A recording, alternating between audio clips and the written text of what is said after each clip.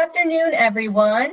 I'm Amy Woods, the Executive Director of Alumni Relations at Marist and a graduate of the class of 1997. We're very excited to present this webinar to you this afternoon featuring John Ansley, Marist Director of Archives and Special Collections. Before we begin, I'd like to go over some technical notes. If you encounter any audio issues, first of all, I would close any other programs you have open on your computer and only have WebEx open, as it does draw some of the bandwidth. So I would close your email, anything else you have open on your computer. We will provide an option in the chat box for you to call in if you'd like to listen to the sound that way. There is a call-in number. So we will post that in the chat box in a minute. And due to the number of participants, we have muted all lines except for mine and John. So if you have technical questions, please put them in the chat options and the Marist staff will answer them there. If you have actual questions about the presentation, we ask that you please put them in the Q&A section, send them to the host, which would be me, and I'll get them to John when he's done with his presentation, because John won't be able to see the questions coming in while he's presenting. So it's best if you send them to the host. There are several ways you can view this presentation on your screen. If you hover over the top right corner of the video portion where John's presentation is, some small icons should appear, and the preferred choice for a webinar like this, where there are slides and video, is the side-by-side view. This way you can see both John's presentation and his video. There will be a brief survey that will pop up in a tab on your browser when this presentation is over. We would really appreciate it if you could answer the survey. It's only 5 questions. As you might imagine, the alumni office has transferred everything to be online. No more in-person events right now. So we want to know how we're doing, what you would like to see more of, how this presentation went. So that will pop up at the end. So now I'd like to introduce our presenter. John Ansley has been running the Archives and Special Collections since 2000. He was hired as Marist's first professional archivist and has been helping to document the history of the college and the Hudson Valley ever since. While developing the Archives and Special Collections Department, he established the college archives and started a dynamic special collections program. Many books, articles, dissertations, documentaries, websites, and museum exhibits have featured materials from our collections. John regularly presents about the work he does in our archives at regional and national conferences. His research on 4-edge paintings and Lowell Thomas has also been published. John has earned a BA in anthropology, a Master's of Science in Library Science, an MA in Public History, and a PhD in History. John, thank you for taking time out of your day to share your expertise with us. Of course, yeah. Thanks. Hi, everyone. Thanks so much for joining me today. It's great to have so many members of the Marist community online with us. So to start out, I'm going to get my Marist Connected on, so I really feel like I'm back on campus. Again, I'm John Ansley. I'm the Director of the Archives and Special Collections. I've been lucky enough to be running the Archives and Special Collections for 20 years now. Of course, documenting the history of Marist is one of my primary responsibilities. And while doing that, I've had the chance to also look into what was here before Marist got started. And I'd be remiss if I didn't say how fortunate I've been to work with many icons of the college, like Gus Nolan and Brother Richard Brancourt and Brother Joseph Belanger and Rich Foy and many others. But Dr. Foy in particular did a phenomenal amount of work on the history of the Marist College property, so this talk was largely inspired by my work with him. And I'm really looking forward to talking with you about the prehistory of Marist College. And by prehistory, I mean what was on the property that makes up the Marist campus today. And hopefully I'll touch on some aspects of the campus you may have always been curious about, such as the MacPherson Property, the Rosenlund Estate, Woodcliff Estate, the Woodcliff Pleasure Park, and I'll talk very briefly about the Poughkeepsie Regatta. Okay, so to get started, I wanted to share this really interesting website called Whose Land, which shows you the different territories for Native Americans and where they were based on a modern map. And here you can see the Lenape tribe was in the region that makes up much of Duchess County today. but the Mohicans' territory was just north of Poughkeepsie, and Poughkeepsie tribe was just to the east. Now I'm going to jump ahead to the first European settlers. In 1686, a land patent or land grant was made to Minor Hermance and John Sanders for land along the Hudson River in the Duchess County area. And it was described as, and this is in quotes, beginning at where the Fallkill Creek enters the Hudson, and creek entrances were considered permanent landmarks, and moving directly east to Wappingers Creek. The northern boundary was where the Indian makes his tent along the Hudson, now called Quiet Cove, and better recognized as the former Navy boathouse during the Poughkeepsie Regatta years. And the line extended due east till it reached Wappingers Creek. The old boundary essentially separated was now the current town of Hyde Park from the town of Poughkeepsie. When the Hudson River was owned by the Dutch, there were few permanent settlements other than New York, Staten Island, Kingston, and Albany, and these were used as trading posts to purchase furs from Native Americans. When the British took over the area, the emphasis shifted to settling the area with a population of European immigrants. The image on your screen shows the land included in the Hermance and Sanders patent, and the northern border became the town of Clinton, which later became the town of Hyde Park. The southern border was a straight line up from the mouth of Fall Creek near Mount Carmel Church. The Fall Creek dips south as it moves eastward, then bends back and eventually moves north behind the present St. Peter's Cemetery on Salt Point Turnpike Road in the town of Poughkeepsie. And the western border of the patent was the Hudson River, and the eastern border was the Wappingers Creek, which flows south through the town of Poughkeepsie before it turns westward in the directions of Wappingers Falls. So the current Marist College property is shown here in red in the lower left portion of the image on your screen. So now I'm going to cheat a little bit and talk briefly about Poughkeepsie whaling industry. And the main reason I want to mention this is because very people know there was a whaling industry in Poughkeepsie. And I'm cheating a little bit because the whaling company was located a little south of the Marist campus, but it was part of a land parcel that makes up what is now the Longview Park. So now on to whaling. If you think about the whaling industry at all, you probably think of oceanfront ports.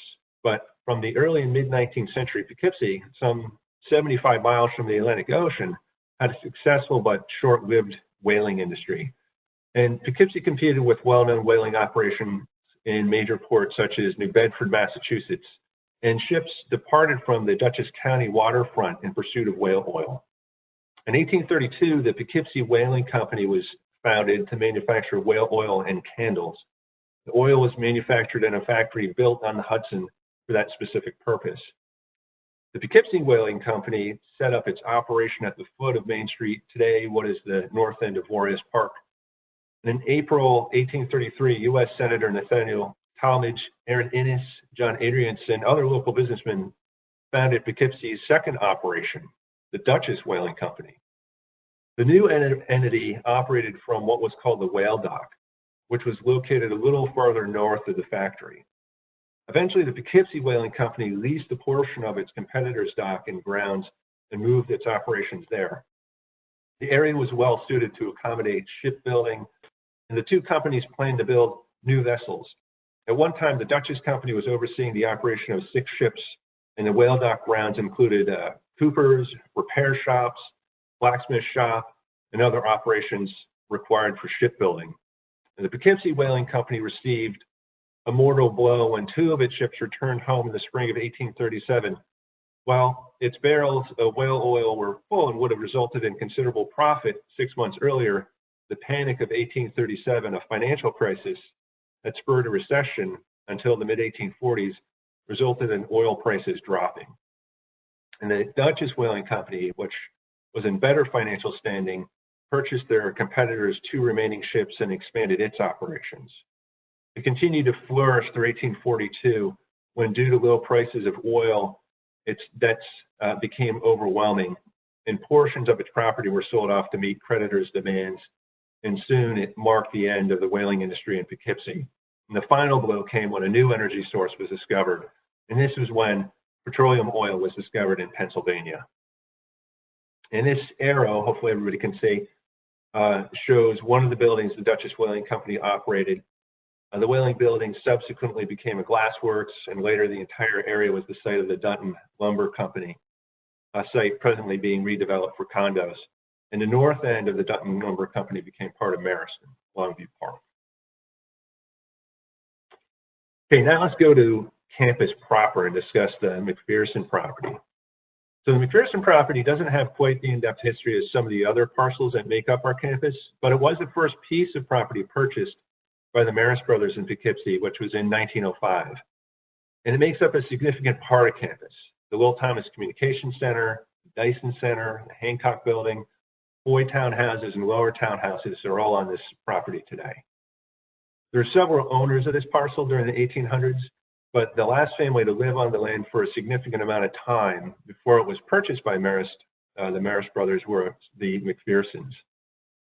Cordelia and Thomas J. MacPherson purchased the property in 1885, and Thomas studied music in London, Paris, and Dresden, and Cordelia was also a trained musician, but unfortunately not as much is known about her education or life. Thomas worked as a music teacher while he lived in Poughkeepsie and directed several church choirs in the area. Thomas lived on the property until Cordelia died. Then he moved to the city of Poughkeepsie in 1892. In that same year, Cordelia's daughter from an earlier marriage, Cordelia Evelyn, purchased the property. So Cordelia Evelyn then sold the property in 1897 to Gilbert Smith Coddington, who resided in New York City. And Coddington died in 1900, and the property remained unoccupied until 1905, when the Marist brothers purchased it through brother Louis Zeffironi. And brother Zeffironi actually bought the property in his own name without first receiving permission from the brother provincial or his superiors in France. And this may have been because the brothers are not yet incorporated in the United States, or it may have been to deflect anti-Catholic bias that was common at the time. And since the brothers had no financial resources, Zeffironi used $7,400 from funds belonging to his patrimony, money that was willed to him. And brother Zeffironi had an inheritance in France, which by canon law was to remain dormant while he was a brother and would revert to him or his heirs when he died or left the order. He was actually chided for his actions by the superiors in France when they discovered what he had done. The house you see in this slide was used as a provincial house by the Marist brothers until the early 1950s. In addition to the provincial administration, it usually has 75 to 130 scholastics. There's a chapel with a pipe organ where daily mass was celebrated. The provincial tailors who made the cassocks for all the brothers in the province, as well as their young brothers and assistants, lived there with the director. A cook and several young brothers who helped in the print shop, garden, and laundry were there. A farmer who took care of the cows and pigs, and two farmers who maintained an extensive vegetable garden and greenhouse across from St. Peter's also resided in the hermitage. There was also an infirmary that housed brothers needing medical attention. And this new location in the Hudson Valley allowed the order to continue to train young men to become brothers and educators. And the main house on the MacPherson property was used by the brothers until it burned down in 1958. Now let's move a little south and talk about the Beck Estate. The Beck parcel refers to the Marist College campus section just south of Waterworks Road. So this is really the heart of campus that contains Greystone, St. Peter's, and the Gatehouse. It was called Hickory Grove by the previous owners, and the Becks renamed it Rosenlund. And Rosenlund consisted of 5 parcels pieced together between 1863 and 1868 by the Becks. Edward Beck was born May 4th, 1812, and he was the son of a prosperous Copenhagen merchant Jorgen Beck. And Edward studied for some years in Berlin and then immigrated to New York in 1838. And while in Manhattan, Beck became the Danish consul in New York. He also did business in the wine and iron industries. Through his interest in wine, he became acquainted with Michael Linnell, and through his work with iron, he became acquainted with Joseph Tuckerman. And the 3 men joined together to acquire an iron foundry located at the foot of Union Street in Poughkeepsie. In 1853, Beck inherited money from his father, which he invested in the Poughkeepsie Iron Company. He also purchased another iron furnace along the Hudson River north of Hoffman Street and just south of the Marist College property. When Beck first decided to relocate his family from New York City to Poughkeepsie, he purchased a house on Market Street just opposite the current courthouse. The house was convenient to supervise his iron foundry operation at the original Union Street landing. In 1854, after he moved the major foundry to the Hoffman Street site, this is when he purchased a nearby estate called Hickory Grove. And then Beck and his wife Elizabeth quickly renamed the site Rosenlund. Edward and Elizabeth lived at Rosenlund for the next 19 years. Then Beck's health began to decline, and he died in Stuttgart, Germany on July 9, 1873 from consumption. At the time of his death, he was the president of the Port Henry Iron Company of Lake Champlain and senior member of the firm, Edward Beck and Company of New York City. Port Henry firm continued until the 1890s, and the Edward Beck trading firm was in existence until the death of his son, George A. Beck, in 1890. After purchasing Hickory Grove and renaming it Rosenlund, Beck set about developing a grand estate to rival his neighbors. And Beck turned to a young Danish architect, Detlev Lenow, to design his estate. And Detlev was the younger brother of Beck's wine trading partner, Michael Lenow. And Detlev designed a general plan for the estate, which included 4 major buildings. Construction on 3 of the smaller buildings were planned before any work would be started on the main residence. And these included the Gardener's Cottage, St. Peter's, the Gatehouse, Kyrian Gatehouse, and the Carriage House, Greystone. And Detlev designed all 4 buildings in the same style. And the photo on this slide shows the Beck family posing in front of the house that later became the Marist Brothers novitiate. And I think a little clarification is needed about this photo, because the house shown here was already on the estate when it was purchased by the Becks. So this was not the grand new house that Edward and Detlev had in mind, which we'll learn more about soon. So Detlev Lenow was born in Udersen, Germany, 30 miles north of Hamburg in the Duchy of Holstein. And his work was highly influential in its day, and he was one of the founders of the American Institute of Architects. Lenow was educated in trade largely in Germany and to a lesser extent in other parts of Europe. Then he came to America in 1846, and his first commission was to design a cottage for the Lenow family in Jersey City. And Lenow's first major project was for a private residence in Manhattan on 5th Avenue and 10th Street, just across from the newly constructed Ascension Church. And Lenow designed a mansard roof for the house, which is the first known use of the mansard roof in the United States. And Lenow went on to design private residences, notably the Lockwood Mansion in Norwalk, Connecticut, which was the largest private residence he designed, and apartment houses, industrial buildings, and row houses. And he didn't insist on a specific style, but adapted the design for his structures to fit the function of the site.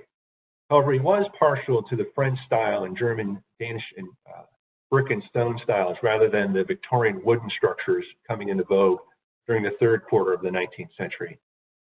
And Lenow died of typhoid fever August 29th, 1887. And if you want to learn more about Detlev Lenow, there's a book about him and his life and work as an architect. It's called The Domestic Architecture of Detlev Lenow, a Conservative Victorian, by Ellen Weil Kramer. Now, this is an image of the original architectural plans for the main house, which I think is a lot of fun to see. Lenow designed this as part of the original estate, but the main house was never built, unfortunately. But the original architectural plans exist, and they're held in the Avery Library on the Columbia University campus. The next building, which is familiar to all of you, was originally designed as a gardener's cottage by Detlev Lenow and was renamed St. Peter's because the brothers who lived there from 1909 to 1936 taught in St. Peter's School in Poughkeepsie. And here's a copy of Lenow's original architectural rendering. So you can see it looks almost exactly like it does today. Originally designed as a gatehouse for the Rosenlund Estate, this building was renamed the Kyrian Gatehouse in October 1990 and was dedicated to the late brother Kyrian Thomas Brennan, who was a longtime trustee of Marist College and the director of Student Brothers from 1954 to 1964. And here's a copy of Winsnow's original architectural renderings of the gatehouse.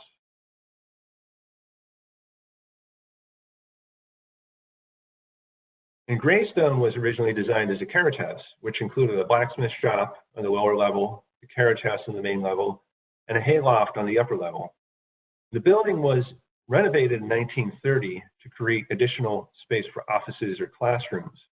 And the photo on the upper left is the only image I'm aware of that shows the original roof line of Greystone, which, as you can just make out from behind the trees, is very similar to that of St. Peter's and the gatehouse. So the castle-like structure we see today was not actually part of the original design. And the original architectural drawing gives you a much better representation of what Greystone originally looked like. And this view shows you why it was called carriage house. The upper left rendering shows you the three entrances for the carriages. And from this view, you can see another outbuilding on the left that was used for storage. And unfortunately, nothing remains of this structure. Rosenlund remained in the Beck family for 37 years, and in 1908, Brother Louis Zeffironi purchased the Rosenlund property from the Beck family for the Marist brothers.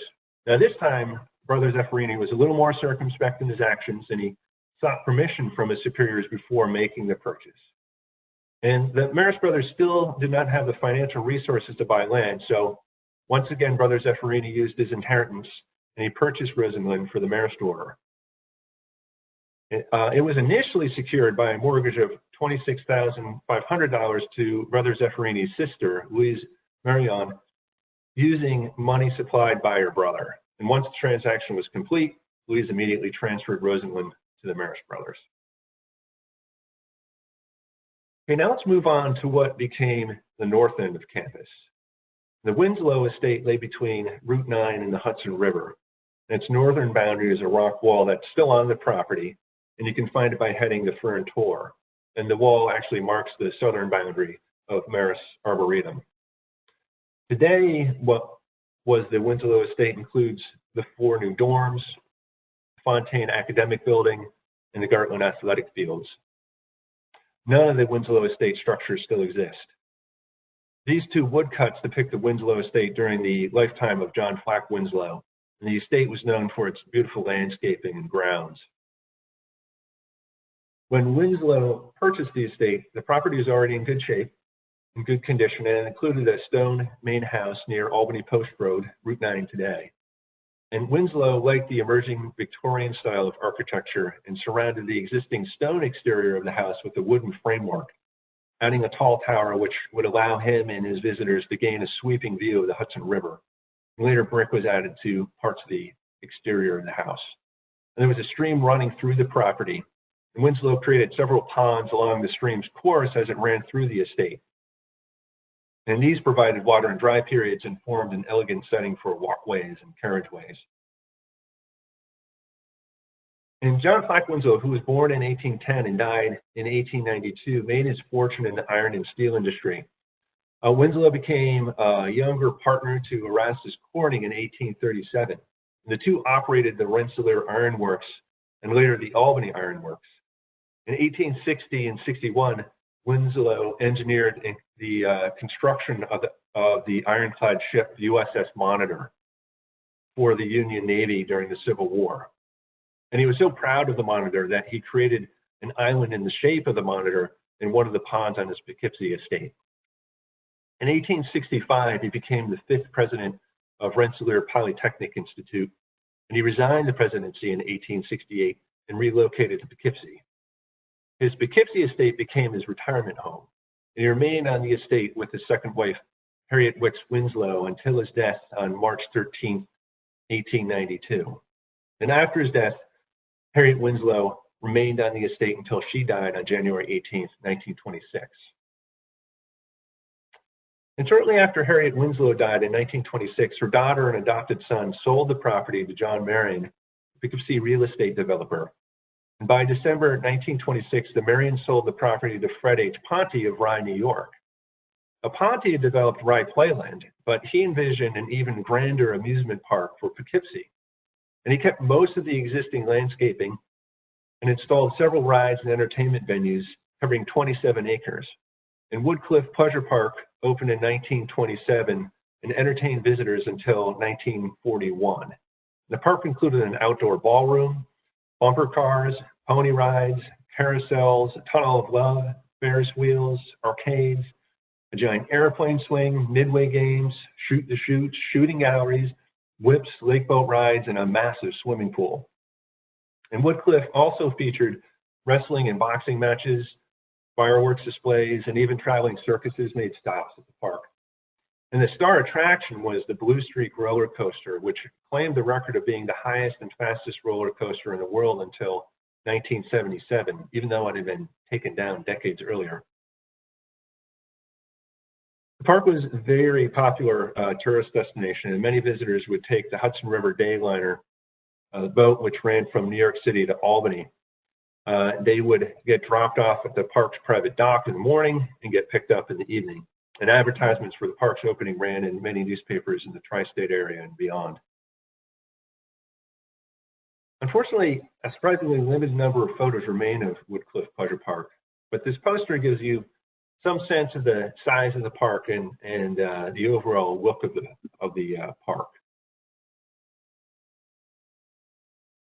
And this postcard, I think, gives you a great aerial view of the Blue Streak roller coaster and pool.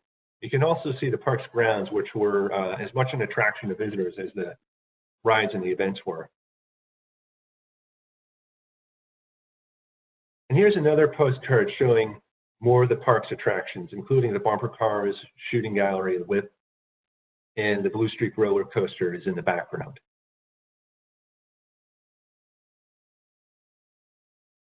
This is another postcard showing the lake and the midway at Woodcliff Pleasure Park from 1927.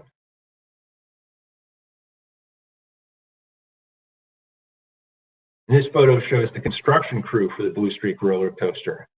And they wrapped up construction shortly before the park opened in 1927.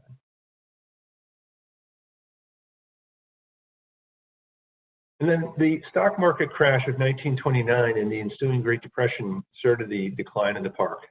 In 1930, the dance hall burned, and then in 1932, the outdoor dance platform also burned. In 1934, the park opened under new management. Brooklyn attorney Nicholas Dyroff took over operations. Then in 1935, Tampa E. Dyroff bought the park at public auction as Ponte's mortgage was in foreclosure. The rides were overhauled and the park was refurbished, but the park remained in financial jeopardy. In July of 1941, a group of African Americans arrived from Manhattan on the Hudson River Dayliner, and they were denied access to the swimming pool, and the situation became violent and turned into a riot. On August 10th, 1941, another and more violent riot occurred at the park. 3,000 members of the Oddfellows Lodge arrived from New York City for their annual excursion to the park's inn. 1,000 Polish Club members from nearby St. Joseph Church were already occupying the inn, and both groups claimed to have reserved the park. Violence erupted, and before order was restored, rocks and bottles were thrown, a police officer was stabbed, a child was injured, and several buildings and automobiles were severely damaged. And the park never reopened after the August 10th, 1941 disturbance.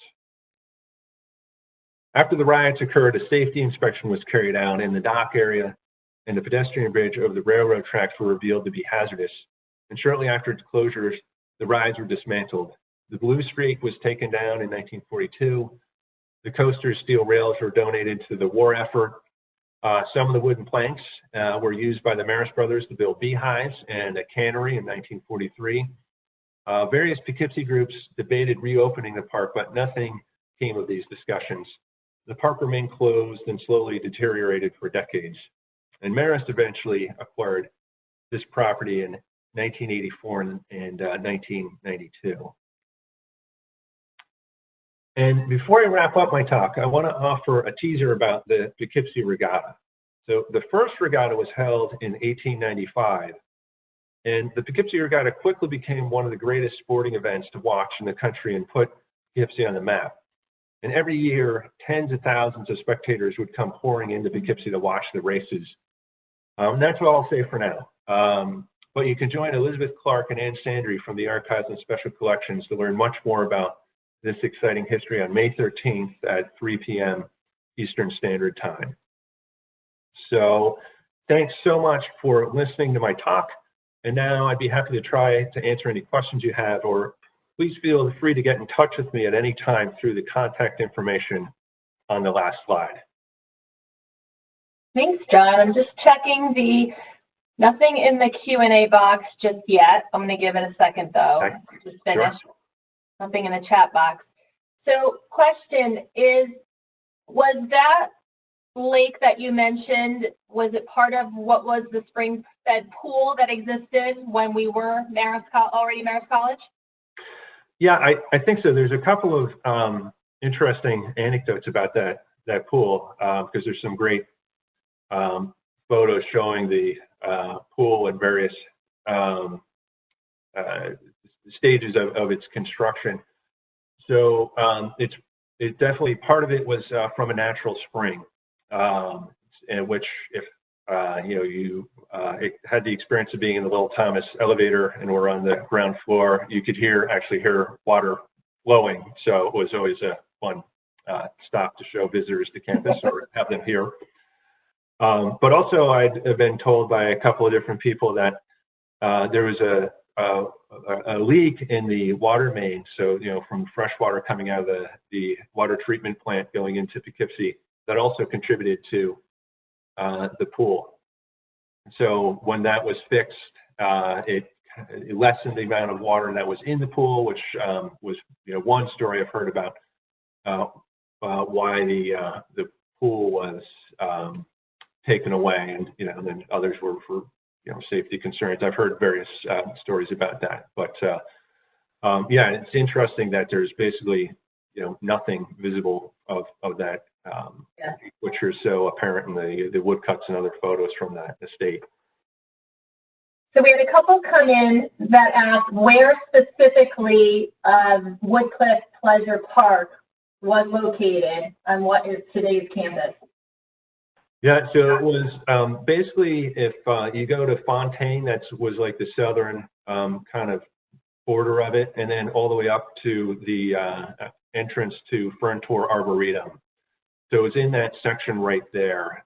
So the new dorms covered the entire area, or fall within the area that was part of the park, and the athletic fields, the Gartland Athletic Fields, in addition to the Fontaine building, and then it would go all the way down to the river.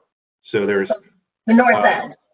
Yeah, and you can see in some of the pictures where the roller coaster goes, it dips down right by the river. So it must have been a pretty exciting ride. And some said it even went out a little bit over the river. I haven't seen any images that really show that, but it definitely took advantage of the landscape. So it was pretty neat. That was one of the questions, yeah, if you had any photos of where exactly, the roller coaster went and if it went over the water. Yeah, and actually Anne and Elizabeth might be able to show a photo of that next week, because there is one of the regatta that shows the roller coaster too, which is kind of neat. Okay. We had a question, how much of what you presented today, or how much of your research comes from the research of Richard Linus Foy? Quite a bit, and was inspired by Dr. Foy. I mean, the research was amazing. He really, even though he was a mathematician by training, he was certainly a passionate historian too. So he did a huge amount of research and spent many days and weeks pouring through old deeds and land patents to discover who was on the property, and he kept pushing it further and further back. So it's quite amazing the amount of work he did, and it's been extremely useful to me for many years now, because I'll get questions about pieces of the Marist campus, and I'm able to easily answer those questions because of that work he did, and it mixes and complements the other work that's been done in the college archive so well. It's just, you know, been a huge benefit for me. So it's was just so great to have the opportunity to get to work with him on that too and get to know him a little bit. So it was really fun. Mm-hmm. And I wanted to point out to you that I think Gus Nolan is on the webinar right now as well. Hey, Gus. Oh, you are. And yeah, Gus is amazing. He's, I hope I'm making Gus blush right now because he's done like over 150 oral history interviews. So he's one of the main reasons we have so much information in the college archives now. So that's, you know, another real blessing has been able to work with Gus. And he was so great. And when I first came to Marist, and so generous with his time and teaching this, you know, rookie that didn't know much about Marist, all about the college history. We actually had a couple come in with, related to this topic. Were there any Native American settlements on or near the campus property? Well, there's definitely, that was part of the Lenape territory, and so there's certainly overlap with Mohicans and Pagasa too. I don't know of a specific, you know, settlement on the property, but there hasn't really been any archaeological digs for that. There's been an archaeological dig on the north end of campus before they expanded and put the new dorms there, but that was really just showed evidence of 19th and 18th century, you know, activity, basically from the estates that were there. Okay, and then there was one, if there is any history of Revolutionary or Civil War on our site. I'm trying to find that question again. Oh, not that I'm aware of. No? Yeah. Okay. And you mentioned in the presentation of a bridge over the railroad tracks deteriorating. Were there tracks right where were they where they are now, or were they further onto where campus is back then? I'm not sure if that has the course of the train tracks has changed much on this side of the river. I think more tracks were put down later on, but at that point, I think there was just, you know, two sets for, you know, north and south. Yeah. Oh, okay. And there was apparently a bridge over the tracks when it was Marist College campus further south, so students would be able to get down to the river more easily. I'm not sure if you can comment on this, but this person has a question about the architecture. Any influence from the original architects, you know, some of the pictures you showed that may have reflected on the Marist College construction over the years? Do you think there's any correlation there? I do, yeah, absolutely. You know, that the brick and stone was definitely, that you see in some of the new construction was inspired by the you know, those beautiful buildings at St. Peter's, the Gatehouse, and Greystone. Yeah, and all three of those buildings are in the National Historic Register too, by the way, which is pretty neat. And actually, they're asking, I can help answer that as well, what are those current buildings being used for now? So that would be St. Peter's and Curing Gatehouse. Yeah, so the Gatehouse is being used as you know, residence for Marist Brother, and St. Peter's is upward bound. I think that's the only office in there. And then Greystone on the top level in the hayloft is where President Murray's office is. And then the main level where the carriage house, carriages were housed is more administrative offices. And then where the blacksmith shop is where our executive vice president, Dr. Brackett, has his offices. This question regarding Western Printing. I know the building was there when I first came to Marist, the former building. Do you know when that building was demolished across the street? Yeah, they hoped that they were going to be able to save it, but unfortunately it was too far gone. So I can't remember the exact year, but it was about 15 years ago, I want to say now, that it was taken down, but I may be off. Yeah, it must have been in the 2000s, right, when they built that plaza. Yeah, because it was around when I was here, yeah. So. Okay. Would you be able to comment on some of the projects you've done in the archives? You know, the Marist Heritage projects and maybe some others, some research efforts that you and your team have done in the archives? Yeah, no, it's been great. It's been really amazing to be able to come in and get to work with the collections and just the general organization was a big deal. It took a long time for the first couple of years to get everything organized. You know, more recently, we've been really working hard on having a more online presence. So we're working hard now to try to get our online database as big as possible. So we have all the Lowell Thomas images have been digitized. So there's about 40,000 images in that collection, and they're online. The student newspapers was another big project in getting those online from 1960 to 61 to 2015. We want to get our yearbooks online, so we're digitizing those. The college photo archives, I'm not exactly sure how big it is, but it's going to be about 50,000 images.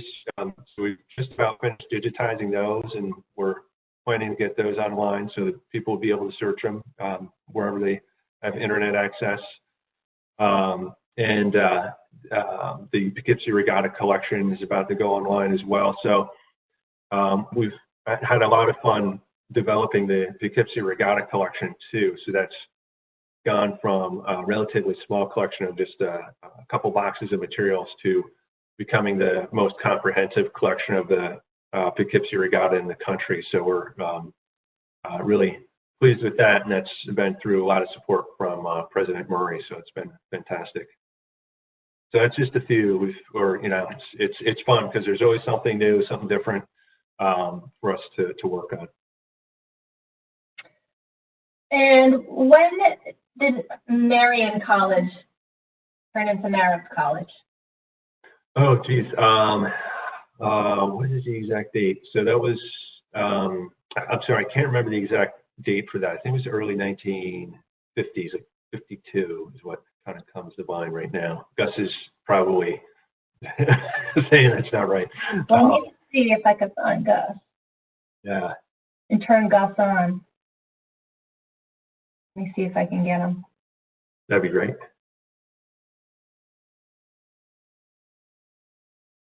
No, I don't see him anymore. Okay. But yeah, I can get that answer pretty quickly.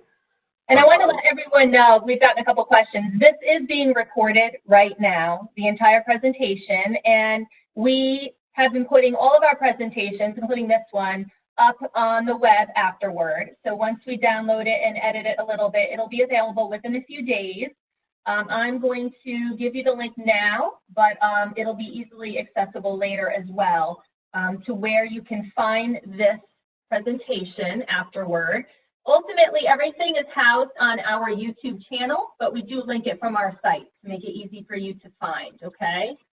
So I'm typing right now the address where you'll be able to find it. Okay, you should all see that Marist Connect website. That includes all of our upcoming virtual events, various links from folks around campus who are offering opportunities for students, staff, alumni. We're housing everything there, and there is a link to our past recordings as well. And as I mentioned, it does go to our YouTube channel, and you should see some past webinars there as well.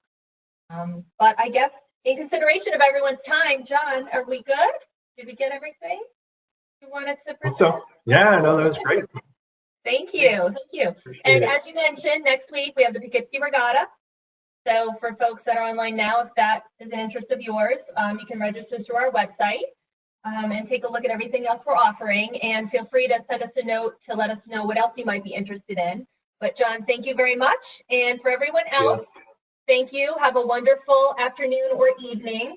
I'll leave this open for one more second so you can see that website. But thank you, everyone, and have a great day.